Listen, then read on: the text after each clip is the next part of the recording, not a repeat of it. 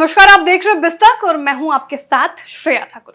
अगर आप एफएनओ में ट्रेड करते हैं तो आपके लिए सबसे बड़ी खबर इस वक्त आ रही है। जल्द ही आप एफएनओ में शामिल शेयरों के लिस्ट में बड़े बदलाव होते देख सकते हैं। खबर यह है कि मार्केट रेगुलेटर यानी सेबी ने एफएनओ में आने के नियमों में बदलाव किए हैं। पिछली बार 2018 में एफएनओ के नियम तय किए गए थे, लेकिन मार्केट के विस्तार को देखते हुए सेबी ने अब नया प्रस्ताव रखा है। और क्या है वो प्रस्ताव, पूरी खबर समझाने के लिए हमारे साथ मौजूद है मार्केट एक्सपर्ट रजत देवगन जी। रजत जी नमस्कार। जी नमस्कार। सबसे पहले आप ये बताइए कि मार्केट रेगुलेटर सेबी ने क्या प्रस्ताव रखा है एफएनओ के लिए। जैसे आपने कहा कि एफएनओ में शेयर्स जब शामिल होते हैं ना, तो उसका कुछ क्राइटेरिया होता है, एलिजिबिलिटी क्राइटेरिया जिसे हम बोलते हैं। और ये जो नियम है, जो फ्रेमवर्क है कि कौन सा स्टॉक एफएनओ सेगमेंट में जाएगा, कौन सा नहीं जाना चाहिए, ये 2018 में तय कर रखा है सेबी ने। और उसके बाद तो आपको पता है ये स्टॉक मार्केट किस तरीके से दौड़ लगा गया। तो अब सेबी ये चाहती है कि इन नियमों में बदलाव कर दिया जाए। बाजार बहुत तेजी से चल गया है, तो ये जो 2018 में फ्रेमवर्क बनाया गया था एलिजिबिलिटी क्राइटेरिया का, वो शेयर्स जो एफएनओ में शामिल होते हैं उनका क्राइटेरिया है, उसको अब फिर से रिवाइज करना चाहिए। और बहुत सारे ऐसे प्रस्ताव हैं, वैसे कुल मिलाकर 5 क्राइटेरिया होते हैं, अगर फुलफिल कर ले शेयर्स तो फिर वो एफएनओ में आने के एलिजिबल हो जाता है। लेकिन वो जो 5 क्राइटेरिया है ना, उनमें बदलाव करना जरूरी है, सेबी ये कह रहा है। और मिसाल ये दी गई है कि फिलहाल 182 शेयर्स जो एफएनओ सेगमेंट में है। 31 मार्च 2018 में ये 209 शेयर्स थे, तो सूची लगभग वैसे की वैसी है, थोड़ी कमी हुए हैं इनफैक्ट। और रिटेल ट्रेडर्स को तो वैसे भी सेबी नहीं चाहता कि बहुत बढ़ चढ़कर वो एफएनओ सेगमेंट में आए, क्योंकि यहाँ पर रिस्क बहुत ज्यादा होता है। लेकिन एफएनओ की लेवरेज पोजीशंस की जो लिमिट है ना, उसके तय करने के नियमों में बदलाव हो, मार्केट में पोजीशन सौदों में स्टॉक मार्केट मैनिपुलेशंस को रोका जा सके, हेराफेरी को रोका जा सके, और बाजार में जिस तरीके की वोलेटिलिटी देखने को मिली है उसमें निवेशकों के हितों का ध्यान रखना और सुरक्षा को प्राथमिकता देना, ये सेबी चाहता है। ये जो नए प्रस्ताव दिए हैं, इनके ऊपर कंसल्टेशन पेपर जो निकाला हुआ है, उस पे मार्केट पार्टिसिपेंट्स और पब्लिक से सुझाव मांगे हैं। तो ये इंप्लीमेंट हो जाएंगे रूल, तो ऑब्वियसली फिर वो सूची भी चेंज हो जाएगी और क्राइटेरिया तो ऑब्वियसली चेंज हो ही जाएगा। जी बिल्कुल सर, क्राइटेरिया 1 की मैं बात करूं तो वो है एवरेज डेली मार्केट कैपिटलाइजेशन। ये हमारे दर्शकों को समझाएं, ये क्या है और सेबी का प्रस्ताव क्या है क्राइटेरिया 1 के तहत।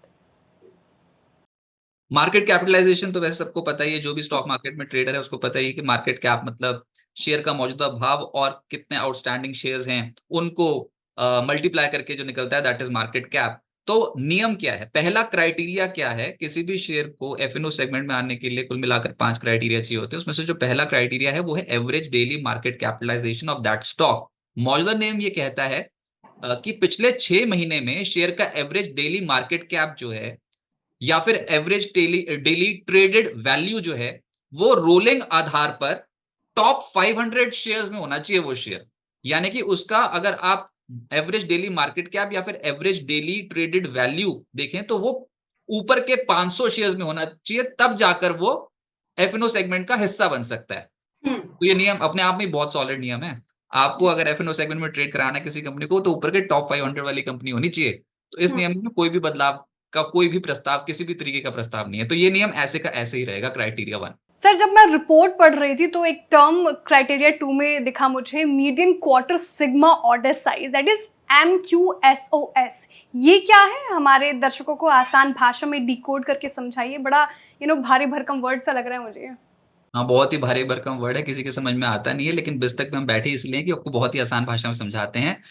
Median quarter sigma order size, इसमें एक वर्ड है सिग्मा। सिग्मा मतलब स्टैंडर्ड डिविएशन, औसत प्राइस से कितना वो डेविएट हो सकता है, ऊपर या फिर नीचे, एक स्टैंडर्ड डिविएशन प्लस या फिर एक स्टैंडर्ड डिविएशन माइनस।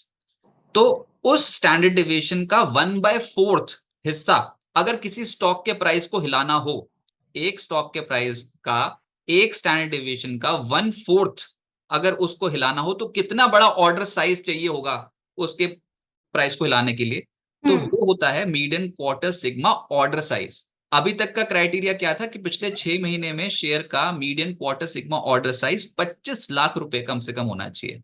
लेकिन क्योंकि एवरेज मार्केट टर्नओवर 2018 की तुलना में अभी 3.5 गुना बढ़ गया है, और मार्केट टर्नओवर की ग्रोथ के आधार पर फॉर्मूला सेट करना जरूरी है, तो ये क्राइटेरिया 2 में बदलाव चाहता है सेबी। और इसमें वो कह रहे हैं कि पिछले 6 महीने में शेयर का MQSOS रोलिंग आधार पर अब 75 लाख रुपए से 1 करोड़ रुपए होना चाहिए। यानी कि 75 लाख रुपए से 1 करोड़ रुपए का सौदा होना चाहिए, तब जाके किसी स्टॉक का प्राइस उसकी औसत से एक स्टैंडर्ड डिवीजन का 1/4 हिलेगा। ये मतलब है median quarter sigma order size का, और इस क्राइटेरिया में बदलाव होना जरूरी है। तो मतलब अगर मैं जितना समझ पाई वो कि MQSOS के तहत ऑर्डर साइज की रेंज में बदलाव किया गया है। पहले 25 लाख से कम नहीं था, अब वो 75 लाख से 1 करोड़ होना ही चाहिए। होना चाहिए, ऐसा प्रस्ताव से भी दे रही है। ठीक है। क्राइटेरिया 3 की ओर बढ़ते हैं, उसमें क्या सेबी कह रहे हैं उस पे प्रकाश डालेंगे सर। लेकिन सर ये जो टर्म है market wide position limit, that is MWPL, ये क्या है, मौजूदा नियम क्या कहते हैं, सेबी ने क्या प्रस्ताव दिया है और इसका असर बाजार में? आज फुल एजुकेशन हो जाएगी अच्छी खासी। Market wide position limit MWPL आप बार बार सुनते जाओगे। बहुत ही आसान चीज है कि maximum number of open F&O contracts खुली पोजीशंस कितनी मैक्सिमम खड़ी हो सकती हैं किसी किसी स्टॉक में, पर्टिकुलर स्टॉक में, उसको बोलते हैं मार्केट वाइड पोजीशन लिमिट। और इसका एक क्राइटेरिया ये होता है, ये वाला क्राइटेरिया नहीं, क्राइटेरिया 3, इसका मार्केट वाइड पोजीशन लिमिट वाला क्राइटेरिया बता रहा हूँ, वो ये है कि किसी स्टॉक को MWPL में आना होता है ना, तो 95% अगर NWPL चला जाए तो वो बैन लिस्ट में चले जाता है। और फिर वो बैन लिस्ट से बाहर कब आता है, जब 80 से वो नीचे आए, पोजीशन 80% से नीचे आए, तो 95% के ऊपर वो बैन में चले जाता है और 80% के नीचे फिर वो बैन लिस्ट से बाहर आ जाता है। तो ये आप रोज देखते हो F&O की बैन सूची, F&O की बैन सूची, तो ये वो है। पर मुद्दा क्या है कि हम यहाँ डिस्कस कर रहे हैं कि किसी स्टॉक को F&O सेगमेंट में शामिल करने के लिए MWPL का जो क्राइटेरिया होता है वो है ये कि शेयर की MWPL रोलिंग आधार पर 500 करोड़ रुपए से कम नहीं होनी चाहिए, कम से कम 500 करोड़ रुपए होनी चाहिए। उस लिमिट को बढ़ाने की बात हो रही है। MWPL रोलिंग आधार पर बढ़ाकर 1250 करोड़ रुपए से लेकर 1750 करोड़ रुपए की जानी चाहिए। इतनी ज्यादा वृद्धि की जरूरत है MWPL लिमिट में। क्यों? क्योंकि देखिए साइड लाइन करना बहुत आसान है ना। आप ये समझो कि आपके पास अगर फाइनेंशियल मसल है, 500 करोड़ रुपए की रकम अगर आपके पास है, तो MWPL आप क्रिएट कर सकते हो, market wide position limit create कर सकते हो, और वो बैन में जा सकता है वो स्टॉक। सेबी उसको रोकना चाहता है कि भैया बार बार बैन में चला जाता है, किसी कुछ किन्हीं कंसंट्रेटेड ग्रुप के पास तो नहीं चला जाएगा वो स्टॉक। तो उस लिहाज से MWPL रोलिंग आधार पर उसकी रकम को बढ़ाकर वो 1250 करोड़ रुपए से 1750 करोड़ रुपए करना चाहती है। और वो यही तर्क दिया जा रहा है कि इस नियम में बदलाव करना जरूरी है, क्योंकि कुल मार्केट कैप जो है वो 2018 के मुकाबले 2.8 टाइम्स ज्यादा है, और एवरेज मार्केट टर्नओवर 2018 के मुकाबले 3.5 गुना ज्यादा है। तो उस लिहाज से फिर MWPL की ये जो लिमिट है इसको भी बढ़ा देना चाहिए। तो जैसे जैसे बाजार विस्तार कर रहा है, मार्केट कैपिटलाइजेशन में हमें ग्रोथ देखने को मिल रही है, वैसे ही सेबी जो है नई प्रस्ताव लेकर आ रहा है। ठीक है सर, क्राइटेरिया 3 तक हमने डिस्कस कर लिया। क्राइटेरिया 4 पे आते हैं।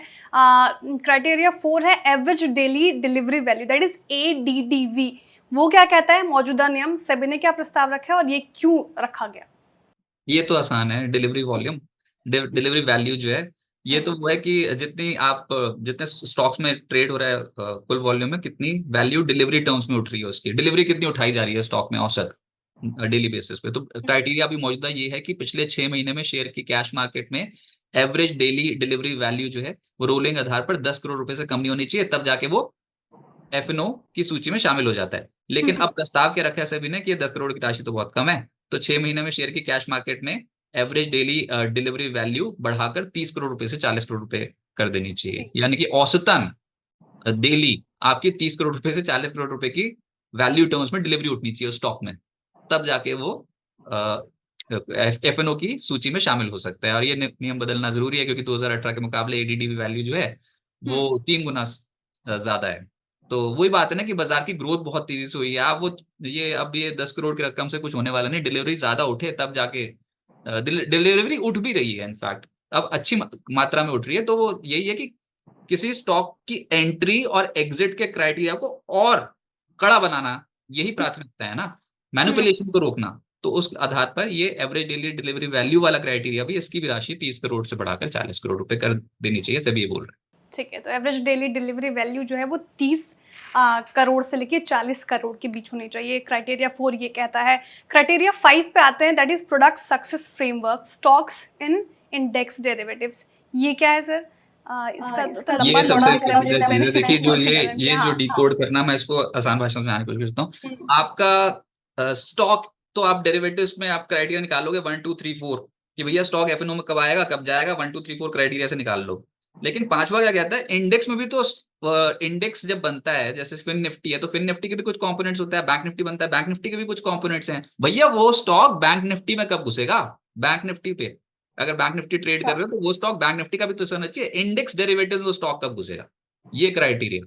तो उसके जो मौजूदा नियम है वो है बहुत सारे। तो पहले तो आपको फटाफट से बताता हूँ कि मौजूदा नियम ये कहता है कि 15% ट्रेडिंग मेंबर्स एक्टिव होने चाहिए, या कम से कम 20 मेंबर्स ने उस इंडेक्स के सभी डेरिवेटिव कॉन्ट्रैक्ट में ट्रेड किया हो। दोनों में से जो भी कम होगा ना वो लागू हो जाएगा, यानी कि 20 ट्रेडिंग मेंबर्स या तो ट्रेड कर चुके हो उसके सभी कॉन्ट्रैक्ट्स में उस इंडेक्स के, या फिर 15% ट्रेडिंग मेंबर्स एक्टिव होने चाहिए। तो इन दोनों में से जोन सी भी कम होगा वो लागू हो जाएगा और उस आधार पर शेयर एफएनओ का हिस्सा बन जाएगा। दूसरा ये था कि रिव्यू पीरियड, एक रिव्यू पीरियड होता है जिसमें हम बार बार देखते हैं कि इंडेक्स के ये कंपोनेंट्स क्या इंडेक्स में रखने लायक हैं कि नहीं। तो उस रिव्यू पीरियड में इंडेक्स में कम से कम 75% ट्रेडिंग डेज में ट्रेडिंग होनी चाहिए। ये नहीं कि आप सपोज करो 100 दिन है तो उसमें से 35 दिन उस स्टॉक में ट्रेडिंग ही नहीं हो रही, 50 दिन उस स्टॉक में ट्रेडिंग ही नहीं हो रही, ये नहीं होना चाहिए। 75% दिन जो है वो ट्रेडिंग होनी चाहिए। और उसके बाद है रिव्यू पीरियड, जब इंडेक्स को हम बार बार रिव्यू कर रहे हैं उसके एलिजिबिलिटी क्राइटेरिया के मुताबिक, तो उस रिव्यू पीरियड में कम से कम 4 करोड़ रुपए का एवरेज डेली ओपन इंटरेस्ट होना चाहिए, और उस रिव्यू पीरियड में कम से कम 10 करोड़ रुपए का एवरेज डेली टर्नओवर होना चाहिए। ये क्राइटेरिया अभी तक है। अब आप इनमें से बहुत सारी चीजों में बदलाव देखते हुए नजर आओगे, जैसे कि पहला, जो 15% ट्रेडिंग मेंबर्स एक्टिव होने चाहिए वो तो वैसे के वैसे ही, जी हाँ 15% ट्रेडिंग मेंबर्स एक्टिव तो होने चाहिए, लेकिन कम से कम 200 मेंबर्स ने उस इंडेक्स के सभी डेरिवेटिव कॉन्ट्रैक्ट्स में ट्रेड किया हो। 200 मेंबर्स, पहले थे 20 मेंबर्स, उनकी संख्या बढ़ाकर 200 मेंबर्स करने वाली बात है, यानी कि कंसंट्रेशन को हटाने वाली बात है। कंसंट्रेटेड ग्रुप के पास ना हो वो शेयर। 200 ट्रेडिंग मेंबर्स अगर ट्रेड करेंगे तब बात करेंगे हम एफएनओ क्राइटेरिया में आने की, इंडेक्स में शामिल करने की बात करेंगे। और 15% ट्रेडिंग मेंबर्स एक्टिव होने चाहिए तो है। इन दोनों में से जो सा भी कम होगा वो लागू हो जाएगा। उसके बाद है रिव्यू पीरियड, जब इंडेक्स का रिव्यू हो रहा है तो उस दौरान इंडेक्स में कम से कम 75% दिन तक ट्रेडिंग होनी चाहिए, वो तो वैसे का वैसे ही है, लेकिन रिव्यू पीरियड में कम से कम 150 करोड़ रुपए का एवरेज डेली टर्नओवर होना चाहिए। पहले क्राइटेरिया 10 करोड़ रुपए का, उसको बढ़ाकर 150 करोड़ रुपए की बात हो रही है एवरेज डेली टर्नओवर की। और रिव्यू पीरियड में कम से कम 500 करोड़ रुपए से लेकर 1500 करोड़ रुपए का एवरेज डेली ओपन इंटरेस्ट होना चाहिए। पहले था 4 करोड़ रुपए, बताओ एवरेज डेली ओपन इंटरेस्ट, इसको बढ़ाकर 500 करोड़ रुपए से 1500 करोड़ रुपए करने की बात है ओपन इंटरेस्ट। इतने खुले सौदे होने चाहिए वैल्यू टर्म्स में। तो है बहुत बड़ा बदलाव, लेकिन वो मार्केट के अनुपात के मुताबिक, मार्केट की ग्रोथ के अनुपात के मुताबिक है। मतलब जितना मार्केट ग्रो करके उस हिसाब से राशि एडजस्ट की जा रही है। क्योंकि अगर आप वो सोचो ना कि वो 10 करोड़ 4 करोड़ ऐसे वाली चीज, तो फटाफट से वो एफएनओ में इन, एफएनओ से आउट, और उसके बाद फिर कॉर्नर हो जाते हैं शेयर्स, उसके बाद फिर वो बैन में चले जाते हैं शेयर्स। तो यही सब होता है, देखा हमने। तो उस क्राइटेरिया को रिवाइज करने की जरूरत है सभी का। ठीक है सर, आपने पांचों क्राइटेरिया हमें अच्छे तरीके से समझाए, दर्शकों को भी समझाए। लेकिन सर सवाल ये बरकरार है कि जब ये जो प्रस्ताव है जब लागू हो जाएंगे तो बहुत सारे शेयर्स जो हैं वो एफएनओ के लिस्ट में शामिल होंगे, और साथ ही साथ कुछ ऐसे शेयर्स जो हैं वो एफएनओ के लिस्ट से बाहर होंगे। ऐसे में सर एफएनओ ट्रेडर्स पर क्या फर्क पड़ सकता है?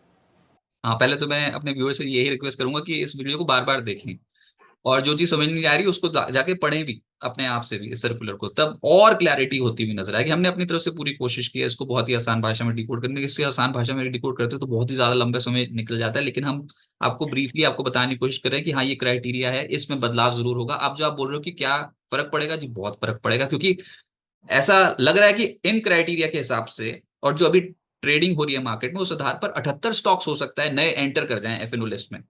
और उसमें नाम आ रहा है एलआईसी का, जोमैटो का, यस बैंक का, Jio financial, Paytm, RVNL, Adani green, ये एफएनओ का हिस्सा हो सकते हैं नए एंट्री एग्जिट क्राइटेरिया के मुताबिक। देखते हैं कि कौन इन होता है कौन आउट, वो तो समय बताएगा। लेकिन ये बात भी तो सभी कह रहे हैं कि इस समय बहुत सफिशिएंट डेप्थ है इंडियन स्टॉक मार्केट के अंडरलाइंग कैश मार्केट में, और उसमें भी जो पोजीशन लिमिट्स हैं, लेवरेज पोजीशंस जो हैं, उन पे कंट्रोल करना बहुत ज्यादा जरूरत है।